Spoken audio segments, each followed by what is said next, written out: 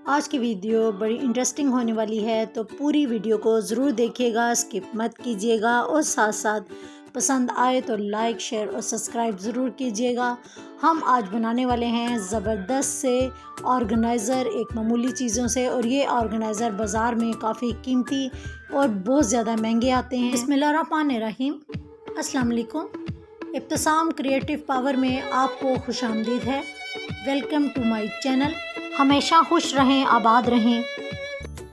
आज का जो ऑर्गेनाइज़र मैं बना रही हूँ वो बड़ा इजी है और बहुत ज़्यादा यूज़फुल है, क्योंकि इससे आप तो सुकून में हो जाएंगे और आपकी फैमिली भी बेहद खुश होगी।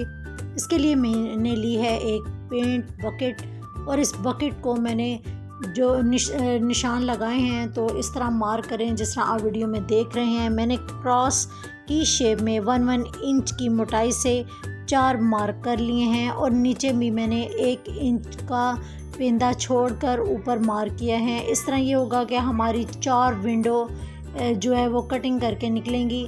तो इसके लिए आप कटर भी यूज़ कर सकते हैं, लेकिन ये बकेट काफ़ी टाइट होती है और कटर से ज़रा थोड़ी मुश्किल से कटिंग होती है, लेकिन ज़्यादातर मैंने जो कटिंग है वो इसकी नाइफ़ से ही की है। कटर जो है इसके लिए ज़्यादा यूज़फुल इसलिए नहीं था क्योंकि ये बकेट काफ़ी मोटी थी और कटर से मेरा हाथ जो है ना वो ज़ख्मी होने का डर था, तो मैंने इसके लिए गरम नाइफ़ का ही इस्तेमाल किया है।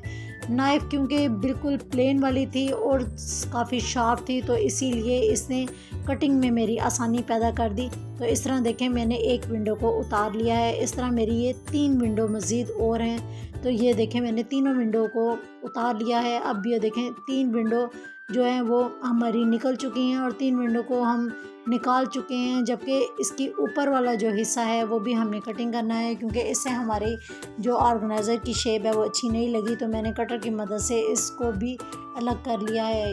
अब ज़्यादा जो एजेस थे इसके शार्प थे, और शार्प एजेस को ज़्यादा स्मूथ करने के लिए मैंने कटर का इस्तेमाल किया है, और कटर की मदद से ही थोड़ा फोर्स लगाते हुए जो इसके एक्स्ट्रा एजेस जो निकले हुए थे इसको बिल्कुल स्मूथ कर लिया था। आपको पहली दफ़ा तो थोड़ी मुश्किल होगी, लेकिन बाद में ये काम आपको करने में काफ़ी इंटरेस्टिंग लगेगा। तो आप खुद भी देखें अब इसकी शार्पनेस काफ़ी हद तक ख़त्म हो गई है और मेरे एजेस बिल्कुल क्लियर हो चुके हैं। अब जो हमने जो ऊपर से रिंग उतारा था, मैंने इसी की ही पैमाइश ली है, और इसी की पैमाइश से 1 इंच ऊपर की तरफ मैंने मार्क करते हुए इसकी मैं कटिंग कर लूँगी। गोलाई अगर परफेक्ट आए तो इसके लिए आप रिंग का ही इस्तेमाल करें। आप चाहें तो अपनी मर्ज़ी से कोई प्लेट या गोल लिड वगैरह भी यूज़ कर सकती हैं। तो इस तरीके से एक हिस्से को मैंने कटिंग कर लिया है, और इसी तरीके से ही दूसरे हिस्से को यही सर्कल में रखते हुए दूसरे हिस्से को भी इसी तरीके से कटिंग कर लूँगी। इस तरह हमारे पास ये 2 सर्कल आ जाएंगे। अब इन हम 2 सर्कल को क्या करने वाले हैं, आप इसको 2 तरीके से बना सकते हैं। एक तो ये है कि हम एज़ इट इज़ इसी तरह ही सर्कल को पिन अप करेंगे, और पिन अप करने के बाद इसको 3 तरफ़ा हम स्टिच कर लेंगे। तो इससे ये होगा कि इससे हमारी सिलाइयाँ जो हैं वो बाहर की तरफ कपड़ा निकला हुआ नज़र आएगा। जिस तरह ये मैंने एक तरफ़ा आपको सिलाई करके बताया है, लेकिन अब मेरे पास ये दूसरी नेट है जिसके ऊपर वाले हिस्से पे लेस लगी हुई है। अब इसकी हमने लंबाई इस तरीके से उतार ली है। मैंने लंबाई को 4 इंच बढ़ाते हुए ऊपर की तरफ अलग किया है। इस तरह देखें, जो सर्कल पहले जो स्टिच किया था, आप चाहे तो इसी सर्कल पे इस तरह कपड़े को रखते हुए सेंटर से मार्क इसको निशान लगा लें। अब इसको दोबारा से फोल्ड करके दोबारा से सेंटर का निशान लगा लें। अब इसको भी मैंने ऊपर ही रखते हुए सेंटर का निशान लगाया है। सेंटर के मार्क को सेंटर पर रखते हुए इस तरह आप गोलाई करें तो बिल्कुल आपकी परफेक्ट गोलाई के साथ स्टिचिंग आएगी। अदरवाइज़ अगर इस तरह ना कर सकें तो आप सीधा रखते हुए भी इसको इस तरह कटिंग कर सकते हैं। ऊपर टाई करने के लिए हमने जो स्ट्रिप लगानी है, तो उसके लिए मैं कपड़ा लंबाई के रुख में 2-2 इंच की चौड़ाई से काट लूँगी। इस तरीके से देखें, मैंने साइड पे गोलाई नीचे लगा दी है, और लगाने के बाद साइड की सिलाई भी लगा दी है। अब ये जो हमने स्ट्रिप की सिलाई लगाई है, तो आप एक ले लें बारबेक्यू स्टिक, और इसको एक जिस हिस्से से बंद है उस हिस्से से अंदर डालते हुए इस तरह निकालें। तो देखें, हमारी ये जो स्ट्रिप है वो ऑलरेडी सीधी हो जाएगी।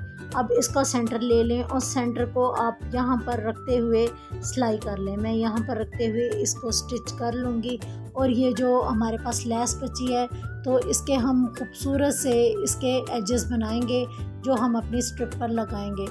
जो हमारा ये ऑर्गेनाइज़र पहले बना हुआ था, इसका पेंट नज़र आते हुए बड़ा अजीब सा लग रहा है, तो मैं इसको अपने कपड़े की जो सेटिंग के हिसाब से इसको ब्लैक कलर दे दूँगी। आपके पास अगर एक्रेलिक पेंट है तो आप वो कर लें, अगर नहीं है तो आप ऑयल पेंट भी इसके ऊपर आराम से कर सकते हैं। लेकिन ऑयल पेंट आजकल के मौसम में ज़रा देर से सूखते हैं, तो इसलिए मैं इसको एक्रेलिक पेंट ही किए हैं और इसके बाद एक लेकर का स्प्रे कर दिया है, तो जिससे ये परमानेंट हो गए हैं। अब देखें जो हमने स्ट्रिप ली थी और इसको हम इसी तरीके से प्यारे तरीके से हम टाई कर लेंगे। अब आप इसमें अपनी ब्रेड, बिस्किट्स या कोई भी ड्राई चीज़ स्टोर करने के लिए रख सकते हैं जो मक्खी मच्छरों से सेफ़ रहेगी। और अब हम दूसरा जो ऑर्गेनाइज़र बनाएंगे वो उसके लिए मैंने एक पिलो कवर लिया है। ये मेरे पास pillow cover cotton and satin में था, तो मैंने कहा इसको यूज़ करते हुए ये ऑर्गेनाइज़र काफ़ी अच्छा बनेगा। जो लिड मैंने ली है वो अंदर से थोड़ी एम्बोज है, वो इसलिए एम्बोज मैंने ली है क्योंकि साइडों पर अगर नमी आएगी तो वो इसके एम्बोज वाले हिस्से में हमारा कवर होगा और साइडों पर हमारी नमी जमा हो जाएगी। तो इस तरीके से हमारी कोई भी चीज़ जो हम इसके अंदर रखेंगे इस ऑर्गेनाइज़र में वो स्मेल नहीं छोड़ेगी। तो अब मैंने 2 सर्कल काट लिए हैं, ठीक उसी तरीके से जिस तरह हमने पहले ऑर्गेनाइज़र बनाया था, तकरीबन मिलता जुलता ये भी मेथड उसी तरह ही है। लेकिन आप वीडियो में देखकर इसके जो बाकी के पार्ट हैं सेम इसी तरीके से ही काटें। जो डिज़ाइन वाला हिस्सा है उसको मद्देनज़र रखते हुए मैंने ऊपर की तरफ रखा है, और जो दूसरे वाले मैं 4 हिस्से काटूंगी वो मैं बिल्कुल सादे के काटूंगी। इस तरह मैंने डिज़ाइन वाले पार्ट के 4 हिस्से काट लिए हैं अपनी पैमाइश के मुताबिक, क्योंकि मैंने अपने लिड की पैमाइश ली है और आपने जिस चीज़ का ऑर्गेनाइज़र बनाना है आप सेम उसी की पैमाइश ले सकते हैं। अब मेरे पास ये 4 हिस्से डिज़ाइन वाले मौजूद हैं। अब सेम इसी तरीके से ही मैं 4 हिस्सों को बिल्कुल सादे कपड़े का काटूंगी। अब ये मैंने सादे वाला हिस्सा लिया है और सादे वाले हिस्से को भी मैं ऊपर रखते हुए इसके 4 जो पोर्शन है वो काट लूँगी। तो 4 पोर्शन मेरे कट चुके हैं। देखें अब ये लिड को मैंने अब ऊपर रखा है क्योंकि मुझे एक साइड से इसकी गोलाई चाहिए और एक साइड से बिल्कुल इसको सीधा ही चाहिए। तो मैंने 1 इंच इसको बढ़ाते हुए इसकी ऊपर की साइड पर गोलाई रखी है। तो मैं गोलाई को इस तरह कटिंग कर लूँगी। अभी मैं गोलाई को ज़्यादा फाइन इसलिए नहीं करूँगी क्योंकि ये मेरी स्टिचिंग में आ जाएगी।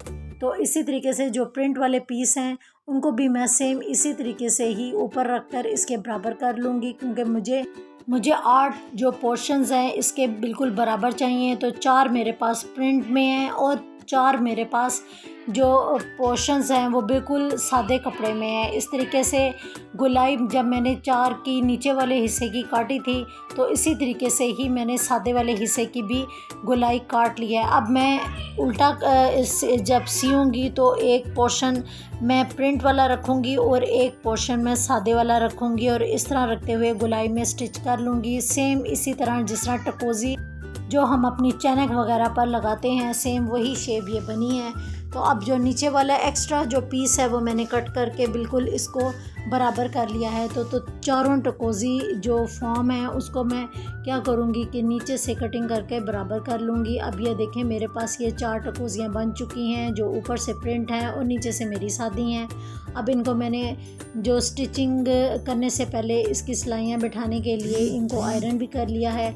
अब मैं गोलाई वाला जो एक हिस्सा सीधा ऊपर की तरफ रखूँगी और इन जो टकोज़ियों को मैं गोलाई वाले हिस्से पर सेम इसी तरह ही रखूँगी जिस तरह आप मूवी में देख रहे हैं। सेम इसी तरीके से ही आप गोलाई के ऊपर इनको रखते जाएं और पिन अप करते जाएं। पहले मैंने अपोजिट डायरेक्शन में 2 टकोज़ियों को रखा है और अब उसके अपोजिट डायरेक्शन में दोबारा 2 टकोज़ियों को रखते हुए जब मैं उल्टा करूँगी तो इसका जो गोलाई वाला हिस्सा है वो मेरे पास नुमाया हो जाएगा और एक्स्ट्रा पीस मैं इसके साथ कट कर लूँगी। कट करने के बाद अभी मैं 3 तरफ़ा इस पर सिलाई लगाऊँगी।